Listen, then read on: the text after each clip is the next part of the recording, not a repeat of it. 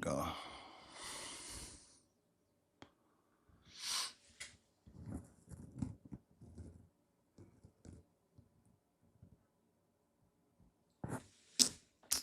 Aho, good afternoon, everybody. So, my name is Tracy Barr. Sorry, I had to mess around with my tech a little bit there. So, my name is Tracy Bars.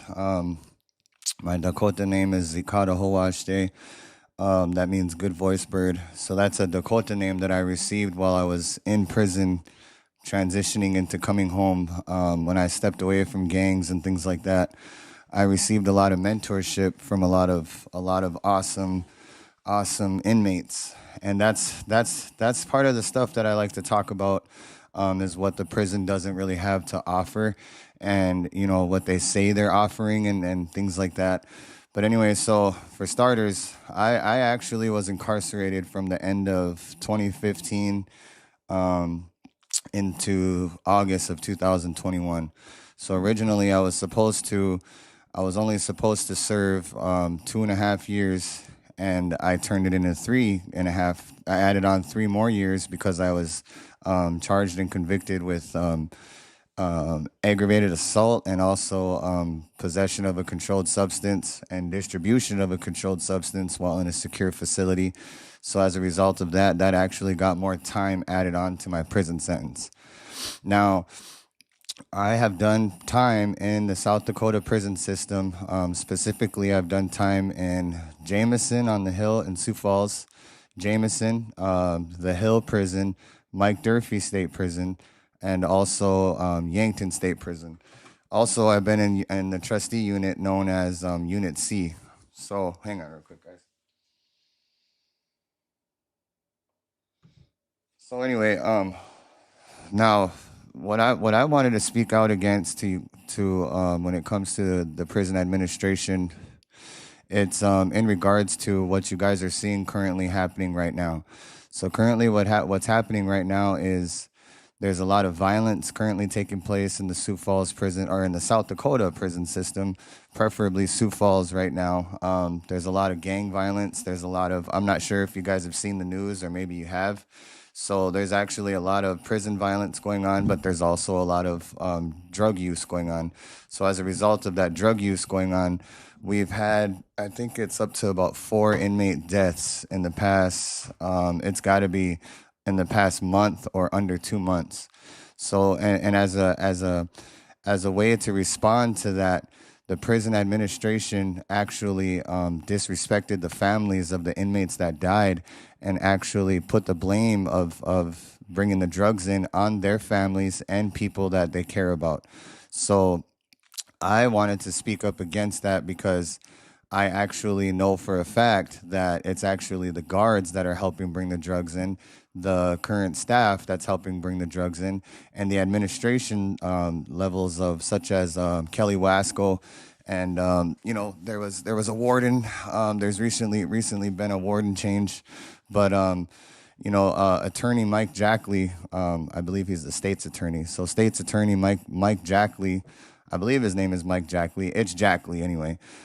So he actually, it could be Mike or Mark. I'm sorry, guys. I just know his last name, so I know it's Jackley. Marty, excuse me. So state's attorney Marty Jackley actually advised the public that in the news from Kellerland News, he actually advised the public that DCI, Department of Criminal Investigation, DCI, was actually getting involved and taking over the investigations into how the contraband was getting in. Then they made another news article that they uncovered a drug smuggling ring, and that they are putting forth all this effort to stop it, and saying that guards aren't, it's not the guards' problem, it's not the administration problem. And then you see Representative Dusty for the state of South Dakota. He actually was on the same news article through Kellerland, and it extremely pissed me off and made me fired up, because he said, and I quote, he said, inmates are sitting around considering how to get their next hit. They're sitting around trying to figure out how to get their next hit, how they're going to bring drugs into this place and how they're going to do this. So, and they're putting it all into the directional narrative of trying to use all this money from taxpayers of South Dakota to build this big, gigantic new prison. Keep in mind now, they actually established a prison task force committee that meets on these project plans, and they are the ones that I believe are submitting the budgets. So you're seeing the budget price fluctuate. You're seeing it go from at first it was into the hundreds of thousands, then it was into the millions. Then it went all the way up to 2 billion. So as of right now, it's actually at 525 million. Now, what happened in the news just last week was that a judge actually stepped in and stopped it. He halted it. So he halted it from being built, from groundbreaking and things like that. So there's a lot of things going on. But at the same time, you're seeing the prison administration not address the fact of drug use coming in. You're seeing the prison administration claim that Department of Criminal Investigation is getting involved. You're seeing the prison administration say that it's on the inmates and their families that are bringing this in. And then they even tried to say that, the inmates are having their families walk up to the walls and chuck them over. Let me tell you guys what I know after I served a little over a half a decade in prison. So here's what I know for a fact. When it comes to suicidal tendencies, I know for a fact that if an inmate is feeling suicidal and he approaches the guard and tells them that, this inmate is then immediately humiliated and immediately taken to the hole, to the shoe, and he is immediately stripped down butt naked, and he is placed into a green pickled suit, they call it. Now, this green pickled suit is actually, it's basically just like a big comforter. You just put it on, that's it. And then they handcuff the inmates, take them to the cells, and they take them in. They lay them on a concrete slab. There's probably like a thin mattress, I believe. But then again, when I've seen this, I've never seen them use that mattress. But I believe there is one. I've never seen it. I've heard it was, but I've never seen it. Every time I've seen the inmates strapped in, which I've seen it probably about 7 to 10 times. And I'm going to explain more on that too. But what they do is they make the inmate lay on this concrete slab and they put their arms out. So they put your arms out like this and they handcuff your arm to a notch that they got into this, it's studded into this concrete slab, right? So your arms are displayed out. Then they take your ankles and they handcuff those too your legs are spread out like that. So you're kind of laying there like, you look like you're a flayed man pretty much. And what they do is they leave you there like that for about 4 days. Now, when you have a suicidal tendency happen or a suicidal, situation happen, that's how they respond. But the way they respond is extremely disrespectful. You'll see the guards bitch around about taking them down there. You'll see the guards kind of actually treat the inmates kind of like when they say they're feeling suicidal. Immediately they'll say shit kind of like, oh, you can't handle it. Oh, another one can't handle it. Another one can't do time. Oh, another one has to go. Let's go then. And they'll take them down. The nurses that are actually involved in the prison, in my opinion, there's a select few guards and there's a select few nurses that are actually dedicated, and I'm talking few that are dedicated to inmates and to their actual job descriptions when it comes to health or anything like that. So when you see them take them down, there's a lot of nurses. I rarely see, probably about 3 maybe. In the whole time that I've done prison time, I only seen about 3 nurses literally show compassion when it comes to inmates, show compassion and go above and beyond to try to get them medical assistance, medical resources. And I'm talking about more than just mental, emotional health right now. I'm talking about physical health. I'm talking about medications. I'm talking about consistent routine time medication. I'm talking about the branding of the medicine, all this other shit. And I'm going to tell you guys why I'm speaking on all that on this specifically here in a minute. But anyway, so that's how they respond in those situations. That's what happens to you. Now they place you in there. It's called companion watch. And there's no certified guard watching you. There's no nurse watching you. They come and select an inmate, a trustee inmate, to come and sit there for 4 hours and have to sit outside that cell in the shoe, which is, I believe it's end floor, or is it is it A floor? It might be A floor. It might have moved now too, by the way. So you go further back into the prison. So you could be in trustee unit and say you're having a suicidal moment, or you're feeling extremely suicidal or depressed. They take you from trustee unit, which is the minimal unit. They'll take you to the maximum unit, and that's where they strap you down. It's almost like you're going into further into hell. It's like a dungeon. So when guys say they're suicidal, you're seeing a lot of suicides happen too, and that's why I'm saying all this, because the guys will actually just go on ahead and just commit suicide because they know what's going to happen. They know what they're going to do to them. They know how this is going to react and respond. They know the outcome. So, and then it's us inmates that come and watch the inmates. It's called companion watch. Each inmate does 4 hours. You can't fall asleep. You can't read a book. You can't watch TV. You got to sit there and stay locked in on the inmate that you're watching for the whole 4 hours. And I've seen to where, okay, check this out. So the guards and the administration will actually uncuff a hand. So every 3 days, every 2 days or whatever, you go by levels, right? They'll uncuff your legs. There's a level. They'll uncuff an arm. There's a level. They'll leave your other arm cuffed up. Then they'll uncuff that one up. There's a level. You're still going to be in the shoe, so you'll be able to walk around and whatnot. But still, you have to work your ways out of the levels. I don't know how those levels are, by the way. I don't know if they make you do mental evaluations or workshops, or I don't know. I honestly have no idea how that process works. But I'm telling you what I've seen and what I know for a fact, and that's fact right there. So, here's another thing I want to remind you of. So guards actually don't need a GED or a high school diploma to come and work into the prison. Let me say that again. Guards do not need a GED or a high school diploma to be employed in the prison system. So I don't know if a lot of people knew that or not, but in my opinion, they need to be. They need to be educated. They need to be fully certified, trained. They need to be first responders, because if you think about it, the nurses and the guards are around the inmates 24/7. But right now, what you're seeing happen is you're seeing guards that are starting to team up with gangs, and you're seeing guards that are starting to team up with races. So the violence that you guys have been seeing in the past few weeks. So here's the thing. I talk to multiple inmates every day in prison system. We do not talk on the phone, and we do not talk over the tablets. And I'm going to let you guys figure that part out right there for yourself. Whatever you guys want to assume is probably correct. But yeah, we talk all the time. So I know for a fact that the prison violence that was happening was actually a lot of tension that was boiling up between the gangs in prison, right? Here, check this out. Sorry, guys. But anyway, so they were actually, there was a lot of tension going on between the gangs in the prison system.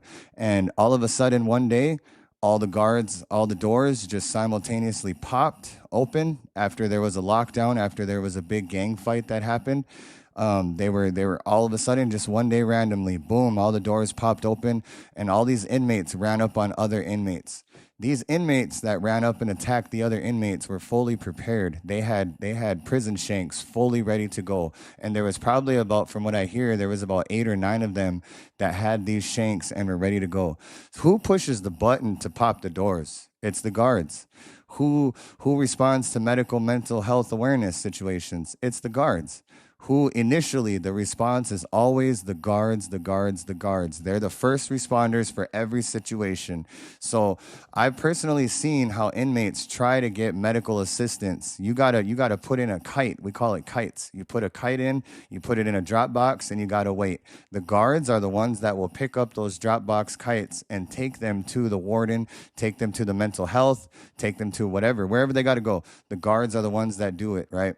I've personally seen these guards literally drop kites on the floor and act like they didn't know it was there. So the guy that's putting the kite in, if he's pissing off a guard and they consider you to be annoying, they will literally drag their feet and trying to assist you and trying to help you. So here's the situation that I'm speaking out on. And it's not only just the violent part. It's not only just that. In my opinion, the administration is full of shit. and they are attempting to piss on everybody and say it's raining. And I believe that it's only because for the beneficial of more self-interest gain when it comes to money. So how they're saying they need to put in all these millions of dollars to build this new prison, in my opinion, from me being a successful convicted felon who owns his own business, owns his own house, never went back to prison. I've been 10 years sober from drugs. I'm a youth mentor. I'm a community helper. I do all these things, right? The way I did that was actually consistently spiritually connection with a drum. That's my Native American way of life. Okay, when you don't have a spiritually connection to consistently maintain, meaning when it comes to sweat lodge, pipe ceremony for the Native Americans, I want you to know for a fact right now that all four actually, or three inmates that died were Native, right? There was one person that just died recently who was actually white, or YT, but he was actually really close with a lot of Natives. You know what I mean now? So why is it that the drugs are just making it in, and why is it that it's only our people dying? And at the same time, why is it that they're stripping away religious ceremonial practices, but they're allowing church practices to continue forward? And they want to blame the families of inmates that have died and say, you guys are the ones bringing this contraband in, you guys are the ones doing this, but they'll allow a whole entire church service to take place and to start initiating church religious practices into the prison. Now, why is it that are they not saying to the public, we're going to keep an eye on this, we're going to keep an eye on all of that? You guys just had 4 inmates die. You know what I mean? And you're opening it up to the public like that after you claimed that you were going to shut down visits, shut down all this other shit. So why is it that you're allowing this to happen? And why is it that you're not allowing, if we're going to allow religious practices, why aren't we seeing the Muslims come in, the Natives come in, the all different races make it in too?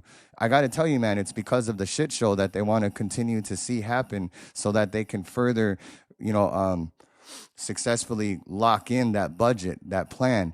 Because I actually had a few people reach out to me in the past 2 months now. I've had staff members reach out that say that they've been intimidated against because they go above and beyond to help inmates, and there are guards like that. So, for example, even the women's prison system, Kelly Wasco oversees all these systems. I don't know if you guys knew that, but Kelly Wasco oversees every system of the prison system in South Dakota.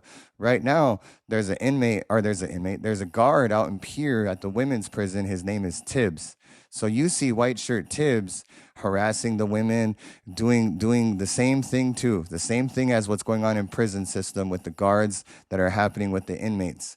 And you'll see Tibbs actually mistreat other guards and push them out too. There's only about 3 or 4 Native American guards that work out there, by the way.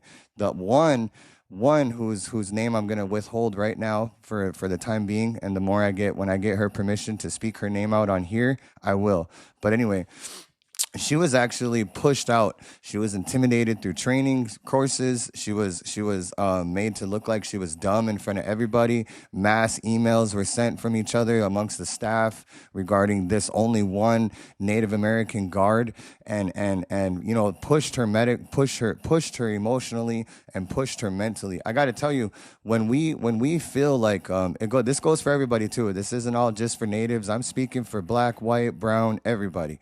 But when it comes to people, when we feel humiliation through not successfully getting a correct answer to a course or something like that, but physically we're passing it, you know what I mean?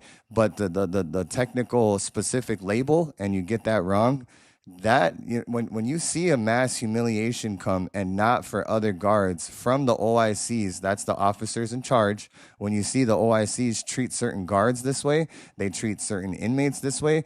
To me, that right there is a discrimination, and it's also a lot of oppression and nepotism.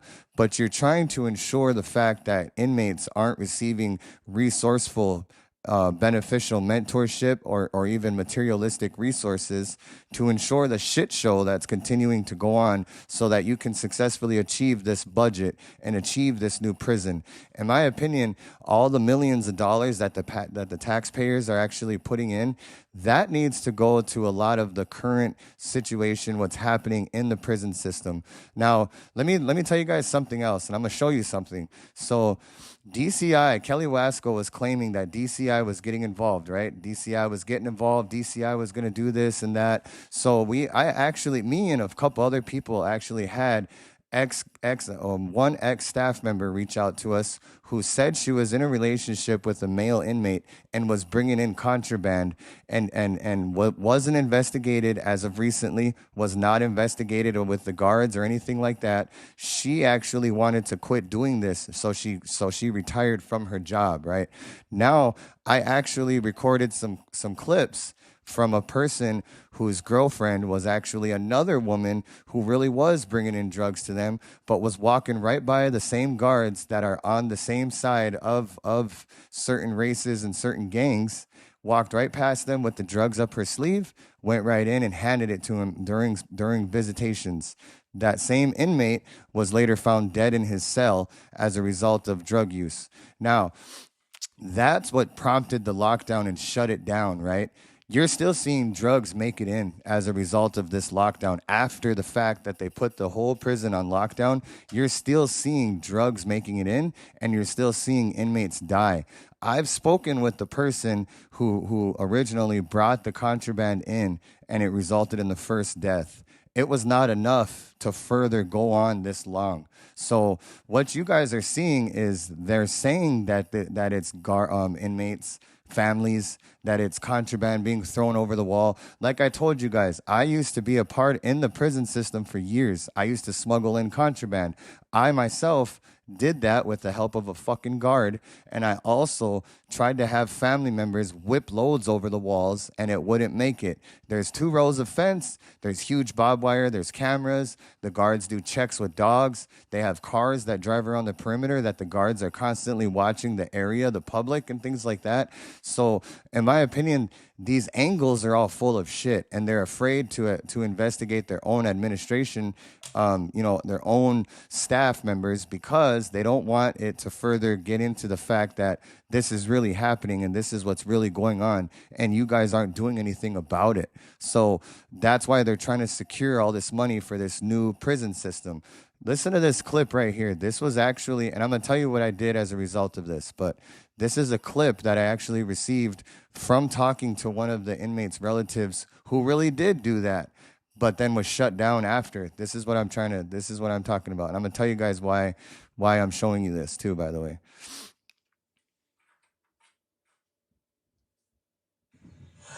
They said they seen me pass something to him, and Seen it.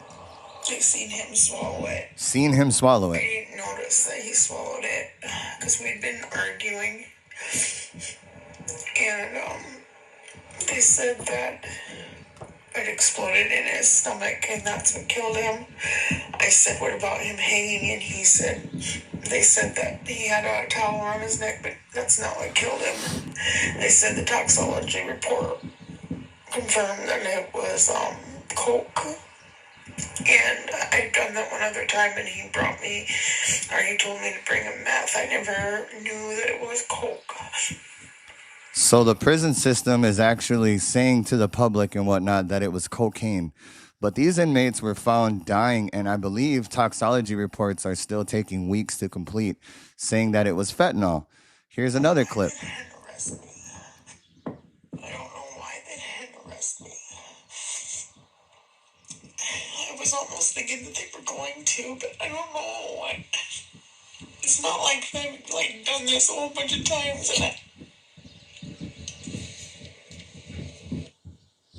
Now, these clips were actually overturned to DCI as a result of me and a lot of other people who were trying to help solve this drug problem so that we could try to prevent the overdosing deaths from continuing, right? DCI didn't do anything about it. Staff members were actually uncovered in this drug smuggling ring as well, from what we're hearing from other staff members, and they weren't arrested. They weren't anything else other than walked off of their job. They were fired immediately on the spot. That's what happens all the time in the prison system. You don't ever see so the way Kelly Wasco and attorney Jack Lee are saying DCI is getting involved, DCI will be there, they uncovered a drug smuggling ring and all this other shit. In my opinion, you guys aren't uncovering the whole entire thing, specifically because you're trying to ensure, like I said, more money for your own self-interest gain, and you guys are trying to build a new prison, and you're saying you need all these millions of dollars because of the gang violence, because of the drug use, because of the where the prison's located, because of all these other things. In my opinion, that's bullshit. And you guys need to put all those millions of dollars into the new consistent or the new current prison system that's happening right here in Sioux Falls.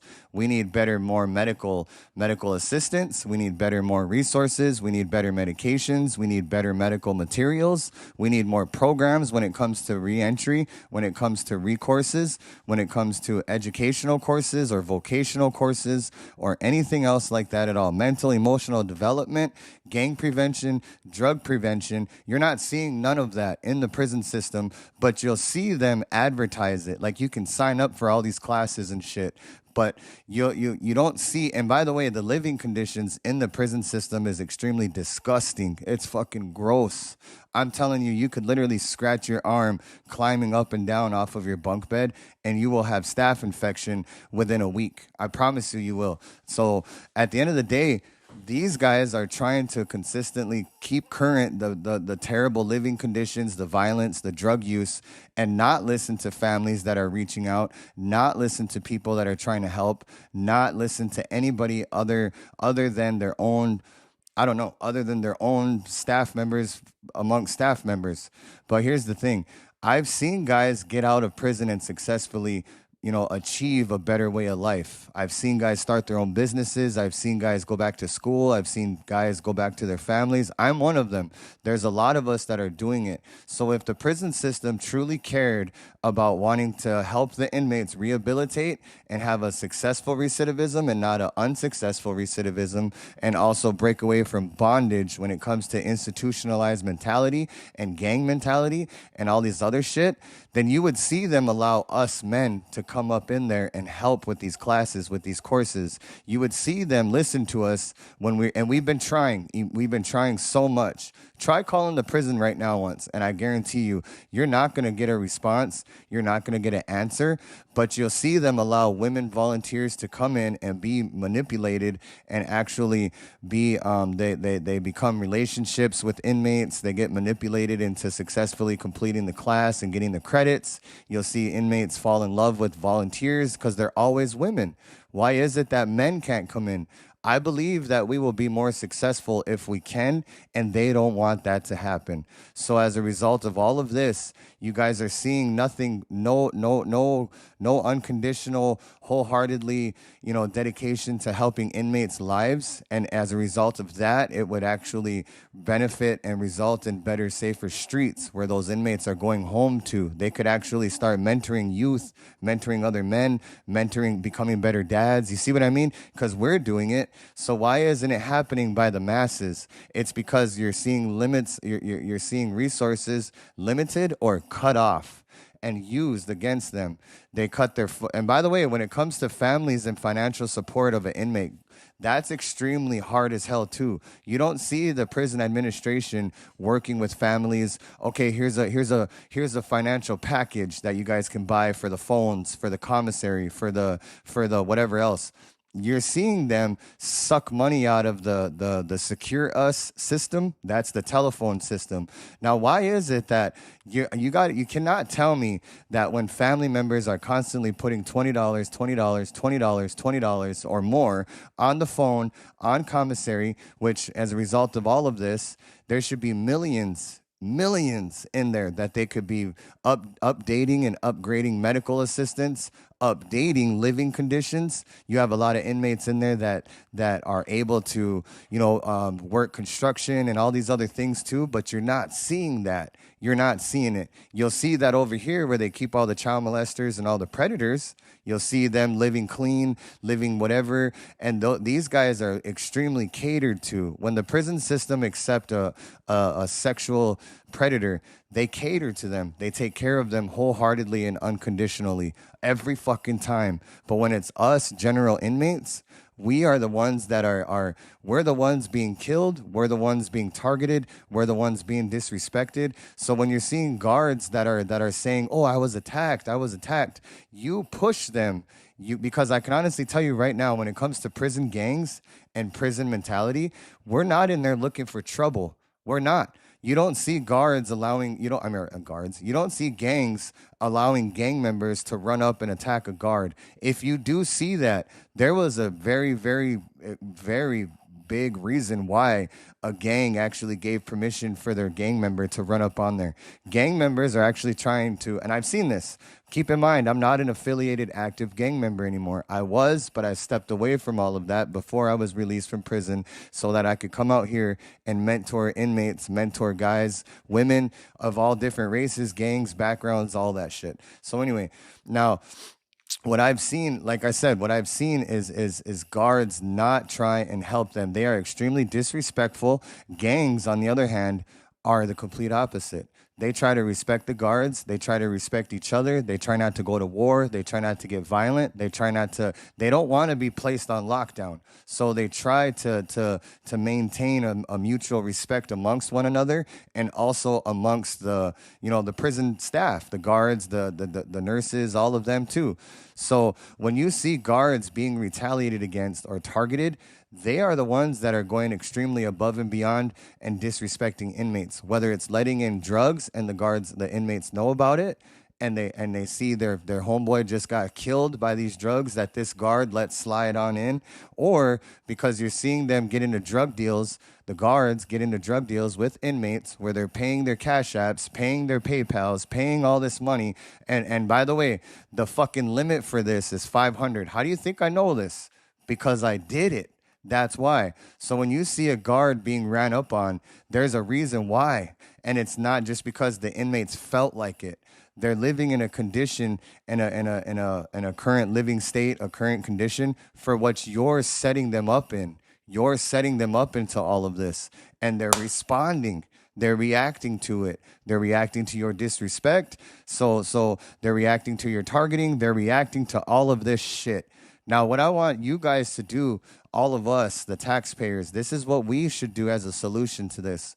We are holding a peaceful demonstration protest that will take place on June 24th next week, directly in front of the prison system. This is not a Native American thing. This is not a Native American only thing. This is not a brown thing. This is a everybody, all of us thing. From us taxpayers to the families of all inmates, even if you're just a citizen of South Dakota, come.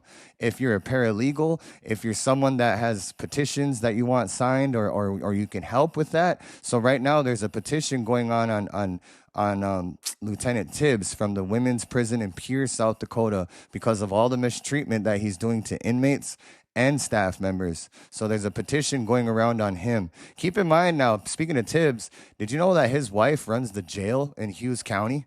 Like, it don't take much to figure all this out, guys. And I'm going to help you do that by going live and doing these podcasts and speaking out against it. But when we do this peaceful demonstration protest, these are a lot of the things that we are trying to achieve. We don't need a new prison system. We need upgraded materials, upgraded and updated resources. And I told you why. For the streets, for the society, for South Dakota. You want to see better streets, better lives? Then you start dedicating millions that you are trying to dedicate and pledge and appropriate for a new fucking facility system. You need to start putting it forth through beneficial resources, medically, educationally, mentally, emotionally, and other aspects too. But you guys aren't doing that, and you're not listening to us. You're not allowing any successful felons to come and speak with you. You're not listening to us when this Project Prison Task Force is having these meetings. Yeah, we've gone to those meetings and we've spoken at them. They are not listening to us. They are trying to play tug of war with where they're going to put this new prison and who's going to get this much money, who's going to get this much whatever kickback, who's going to be able to say. So speaking of which, you guys know that there's land involved in this new prison, right? So there's land involved. You have to find a land developer, or you find private homeowners who own land, or own all this other acreage and all this other shit, you'll see them get into deals with the prison system. That also goes for the trustee units that come out into the community and work. There's big contracts in that money too, right there. Why are you guys not updating and upgrading anything? It's because they're where's all the money going? That's the question that I have to ask. Where is all this money going? Where has it been going? What have you guys been doing with it? And why are we not seeing a bigger successful statistic rate when it comes to inmates re-entering back into societies? Why is that? Even further, I'm gonna go even further. Halfway house directors, they're still the same fucking boat. Halfway house directors are the same exact team as the prison administration. So I've been speaking out against Julie Becker, who runs the St. Francis House, because her too, she has contracts and pull within the Pier women's system, the women's prison system out in Pier. We had a protest one time, and Julie Becker went on ahead and told the current inmates, here's what a lot of people are getting confused.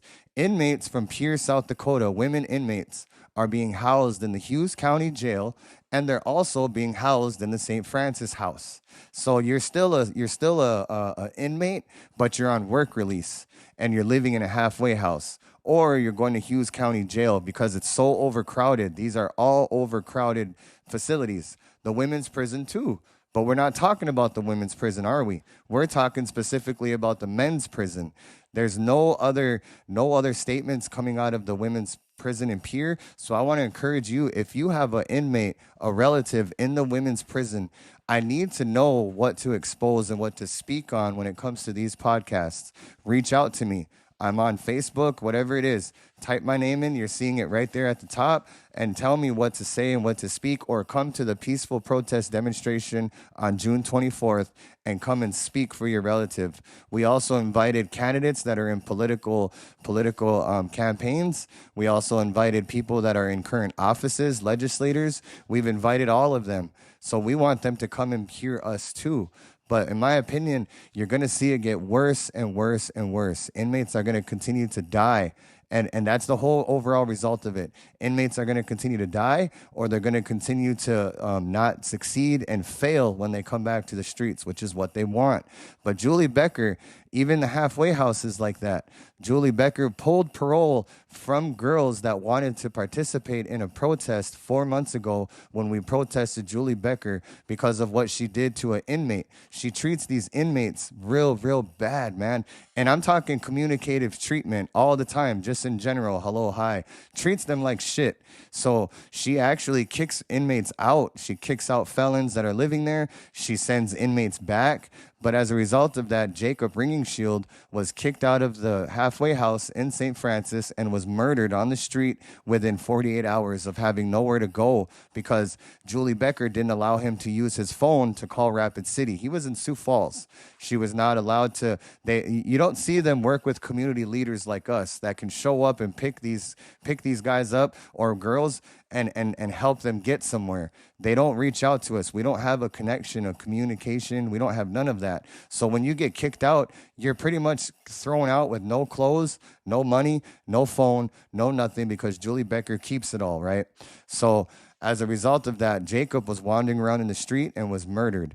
Now, we had a peaceful protest against her because of that. The women that wanted to participate in that were immediately, when they asked, Julie, can we go out there and participate in this protest? Julie sent their asses back to the main prison in Pier.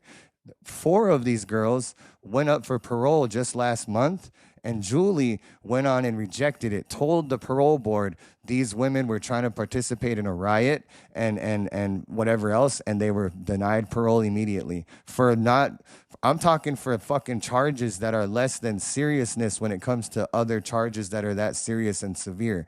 So when you say to me that you want to successfully help lives, help inmates, help their families, no, you don't.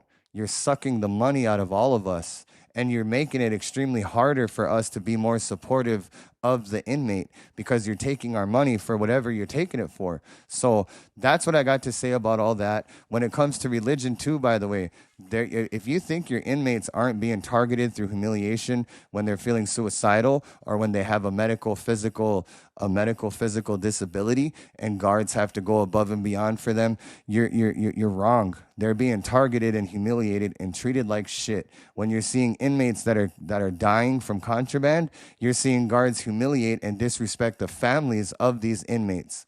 When you see guards that are on the same sides of teams with gangs and races, you're seeing doors simultaneously pop. You're seeing inmates being stabbed multiple times, multiple inmates, and you're not hearing about that in the news, are you?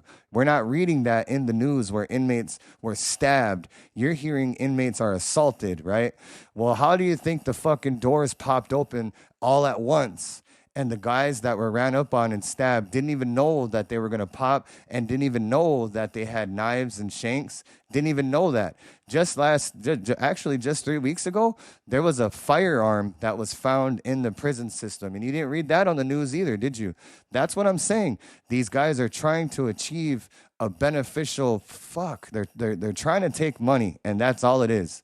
So we're going to be continuously having these peaceful protest demonstrations against the prison system. And also, we're going to be speaking out against the prison system drug task force. Me personally, I'm speaking out against Julie Becker and other directors, Tibbs. I'm speaking out against a lot more higher up authority. I'm speaking out specifically against specific people for specific reasons. And the reason why is because this is what we're going to continue to see. Failure. Nobody's living and surviving and living a betterment, flourish life, more success. We're going to continue to see, mentorships through gangs, drugs. Our streets are going to get worse and worse and worse. Look at Sioux Falls already. It's already called Little Chicago, right? You're seeing shootings happening more and more and more. You're seeing stabbings happen more and more and more in the prison too. They're not doing anything to try to prevent it or try to de-escalate it or try to learn a different way through bringing us in there to help them. You're not seeing none of that, and you're not going to until we do something about it and use our voice, use our facts that we know, come and use. You see what I mean now? DCI should have been all over this shit. DCI should have arrested people. They should have arrested this woman, and they should have arrested anybody that she was about to give them information on when it came to fucking staff. But they're not doing that. Why do you think that is? As a result of that, what do you think is going to happen? Drugs are still going to make it in through the staff, and inmates are still going to die. Inmates that are feeling suicidal are still going to successfully commit suicide without going to a guard. That's another thing. Inmates are still going to die from lack of medical resources, medicine, lack of medical procedures that they need, lack of all of it. They're still going to die as a result of that. Inmates are still going to be unsuccessful and get out and come to halfway houses and be treated like shit and not successfully achieve a recidivism or rehabilitation. You see what I mean? All of this is going to continue to go unless we start standing up against it. You're putting in all the money for all of it, right? Stand up for your money then. You're buying and paying for this new prison. You have every right to be fucking heard. You have every right to voice your opinion and for it to be seen equally as educationally or highest. What I mean is you're not lower than them. You're not any lower. We put them there in those positions by paying our taxes or by having elections. We, the people, have a voice to be heard, man. So we need to start using it and being heard and trying to change things that are going on for inmates right fucking now. Because if you don't, I'm telling you right now, it's going to get worse and worse and worse. And if you think this will never happen to your son or your daughter, I got to tell you, man, people are going to prison for pretty much fucking jaywalking right now. People are going to prison for the easiest reasons. Why do you think that is? And it's outnumbered in there. It's overpopulated. They're not building any add-ons. By the way, they're talking about these tunnels, right, under the prison. These tunnels are dangerous. These tunnels are whatever. They only use one tunnel. The other tunnels are blocked off. They're isolated. They're blocked off. You're seeing guards that remember a few years ago, this was 3 years ago, guards were actually indicted for sexual assault.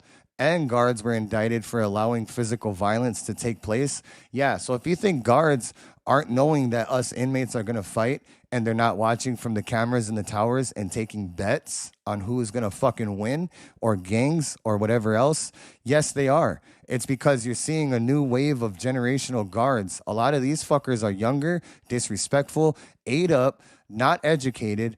And I mean that. They're literally not educated. Like I said, they don't need to have an education to be a fucking guard. Why is that? But us out here, you put us in prison, we have to achieve an education or we will be non-compliant. We'll lose our parole. We have to, you see what I mean now? This is all bullshit. So we need to keep continuously speaking up, and these guards need to be educated. They need to be trained when it comes to specifically medical responding because they're the first responder. They also need to be educated and trained on how to communicate with the inmate respectfully, and even just common sense, common knowledge of common courtesy. That's all it is. But you're not seeing none of that. So I want to continue to encourage you guys to come and speak on these things. I will continue to do podcasts about all of this on my YouTube channel right here. But just so you know, I do a lot of other podcasts on a lot of other shit too, not just all of this. I speak out against all kinds of other things too. So, but just, I wanted to make you guys aware of this. These are the things that I'm going to be speaking out against. I'm also going to be bringing on successful convicted felons who are running their own businesses, how they did it from the prison system in South Dakota, by the way. I haven't seen a podcast from South Dakota yet, so I'm trying to build one from our point of view. You know what I mean? So I'm working on it. But if you guys want to share the video, go right on ahead. Share the video, comment whatever you want to comment, tag whoever you want to tag, whatever you guys want to do. But this needs to happen. So we will continuously plan and organize. If anybody wants to get involved in this demonstrational protest, simply reach out to me. There's a flyer going around. I'll post it on here too. Look at the number on the bottom, send me a message, and basically all you got to do is show up. I'll hand you the microphone. It's not a native thing. It's not a brown, white, black thing. This is for all of us, everybody. So it's nice to meet you. I will continue to do these podcasts as we go. But anyway, I want to encourage you to keep your inmates safe. Support them. Let them know that these things are happening. Let them know that they can protect themselves if they take care of themselves. Let them know all that. But you yourself too, families that are accepting your inmates to come home.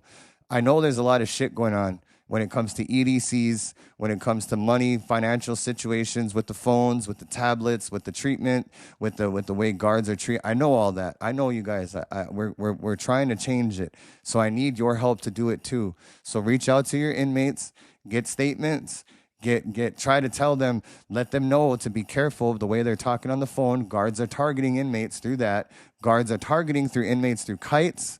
So tell them to be extremely careful. So, but other than that, we do need more things to speak on. So I want to encourage you to reach out to when your relative reaches out to you, talk to them, support them, because they're not getting it in the prison system.